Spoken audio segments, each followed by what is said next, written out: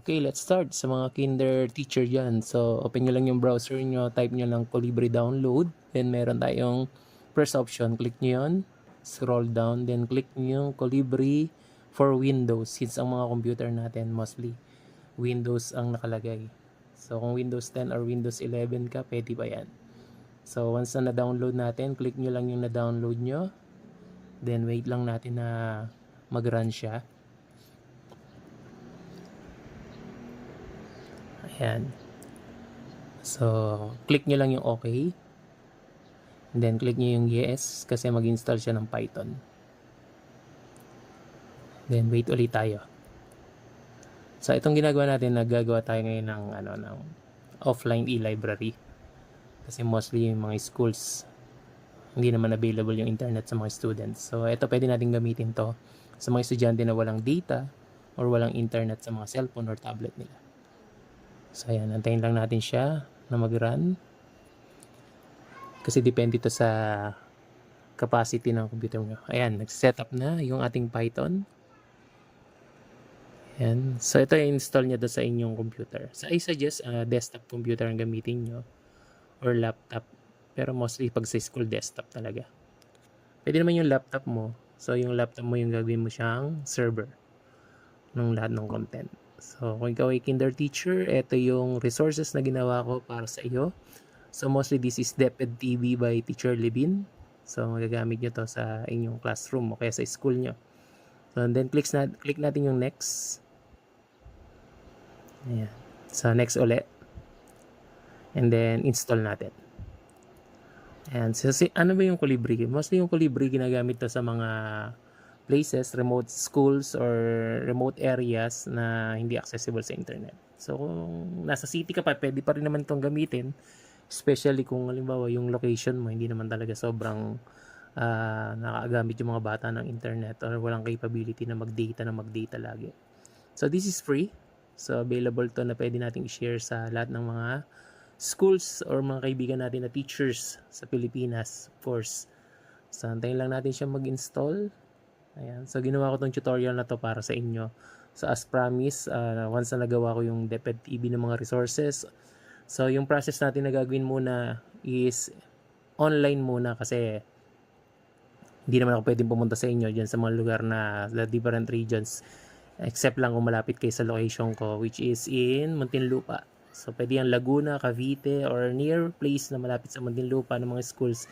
So, pwede kong gawin to sa inyo. Pure offline naman. So, pwede natin itong gawin offline. So, mag-create kayo ng content. So, yung mga content na ilalagay ko sa mga computer nyo is offline ko gagawin. So, kung wala kayong internet, okay lang din naman. So, kung may internet naman kayo, ayan, gawin nyo siya. So, pwede nyo makuha yung content na ginawa ko for free. Again, share natin to sa mga kasama nating teachers, especially sa mga nahihirapan sa paggawa ng mga ng mga resources, no. So, mostly itong content na to is DepEd TV na for first quarter. So, first quarter lang kasi yung nakuha natin na ng mga content. So, which is yung second, third, and fourth, hindi natin siya na utilize. Okay? So, antayin lang natin siyang ma-install sa mga computer natin. And soon, it will be available offline. Kung laptop yung gamit mo ngayon, so laptop mo magiging offline yung e-library mo. So, yan. So, again, ito is sharing of the resources na available na nagawa natin. And then, click natin yung finish para mag-launch yung Colibri. Yan. So, ang maganda dito, once na set up mo na siya, so automatic na siya na tuwing mag-open ka ng computer mo, by default na mag-activate na agad siya. Automatic na siya nag-activate siya. So, hindi na natin kailangan from time to time na hanapin pa siya. Tapos, i-click mo para lang mag-activate. So, hindi na kailangan. So, meron ako mga resources dito na available. Allow natin yan pag lumabas yung Python, then lalabas tong ating setup. So, piliin nyo lang yung on my own, and then, click lang natin yung continue yan. Yan. So, first option lang tayo. Okay? So, again, ito is for homeschooling and other personal use. So, pwede rin naman yung group learning, pero mostly on ginagawa ko. By default, English yan. Continue nyo lang. Then, gawa kayo ng full name. Full name, pwedeng pangalan ng school. Ayan. Pangalan ng school yung ilalagay natin dyan. Okay? So, kaya ikaw, pangalan mo, gusto mo, kasi since laptop mo naman yan or computer mo naman yan. Pero this is for school base lang naman na gagawin natin. Kaya, depende na rin sa inyo kung ano ilalagay nyo. No? Ako kasi nilalagay ko kasi is Project Sulong. Since this is Project Sulong. Ayan. Tapos, pinakamahalaga dito, sulat nyo na yung username and password nyo. Kasi, isa to sa mga na-encounter ko na problem na pag nakalimutan yung username and password, ang hirap mag-recover kasi siya. Okay? So, hindi tulad ng ibang software na madali siyang i-recover. So, ito kasi medyo complicated siya na i-recover. So, I suggest you write it down, yung username and password. Okay? And then, after that, continue nyo lang. And then, ayan, nagsiset up na si Libre. Then, click nyo lang yung continue. So, dito, ang good news, may available resources na to. Sa buong mundo, actually, ito available. Pero yung mga language niya kasi iba-iba. So, ang gawin lang natin is, click lang natin yung hamburger icon na nasa upper left side natin. Ayan. So, click lang natin yan. Hamburger icon. Then, of course, click natin dyan yung, ayan. So, again, may mga resources dito na available na. Click lang natin yung device. Ayan. Then, channels. Pag-click natin yung channels, may makikita tayong import. So, what we're going to do is import nyo yung mga channels na ginawa ko na online to. Pure online naman tong gagawin natin. Since magkakalayo yung lugar ng iba na mga interested na nagko-comment sa aking Facebook. So, ito para to sa inyo. Ayan, para ma-share ko yung resources ng DepEd TV sa inyo. Okay? So, what we're going to do dito is pwede nyong makuha from kinder to senior high school. No? Magbibigay ako ng mga tokens na available na pwede nyong ma-download. So, mag-follow lang kayo. And then, from time to time, mag-upload ako ng mga resources na available. Ayan. So, click lang natin yung import. Ayan. Then, click natin yung Colibri Studio Online. So, since pure online yung gagawin muna natin kasi para makuha yung resources ko. Pero again, may mga option kasi na ginagawa ko ngayon na pwede rin, halimbawa, punta ako sa malapit na location doon sa Muntinlupa or Laguna or Cavite and any nearby city. So, pwede natin gawin offline yung gagawin natin. So, since this is online, so, share ko sa inyo yung token na tinatawag. Okay, yung token na yun, once na nakuha mo yung token na yun, insert mo lang to dito later on. Then, makukuha mo na lahat yung resources ko ng ganong kabilis. Okay, click mo lang yung continue. Ayan. So, wait mo lang na lumabas yung import token. Ayan. Import with token. Click mo lang yun. Then, ito yung token ko.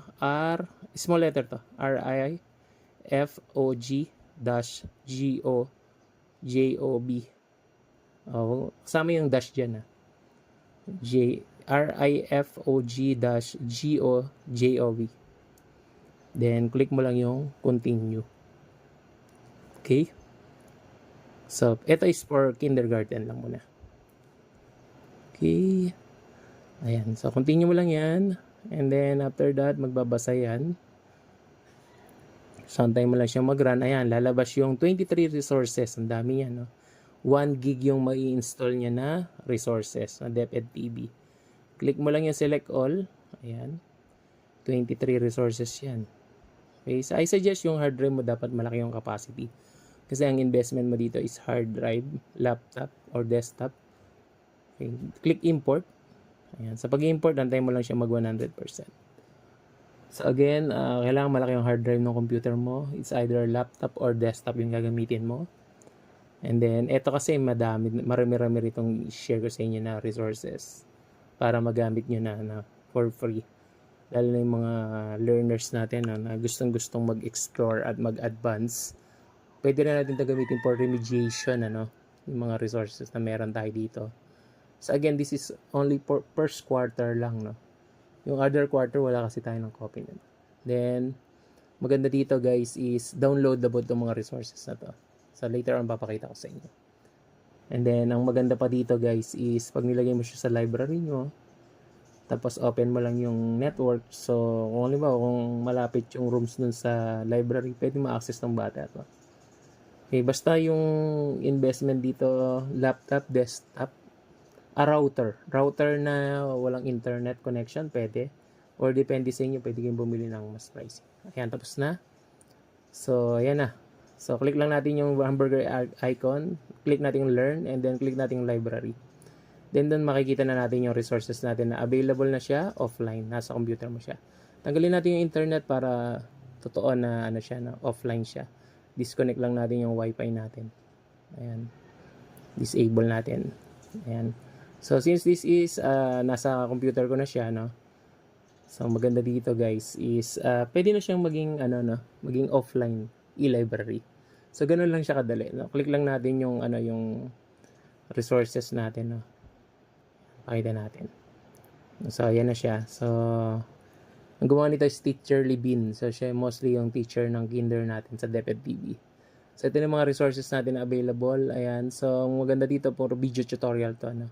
Or video lesson ng DepEd TV. So, yan. So, makikita natin dyan, wala siyang buffering, no? Di tulad ng mga online na naglalag siya. Ito, wala. Pure offline siya.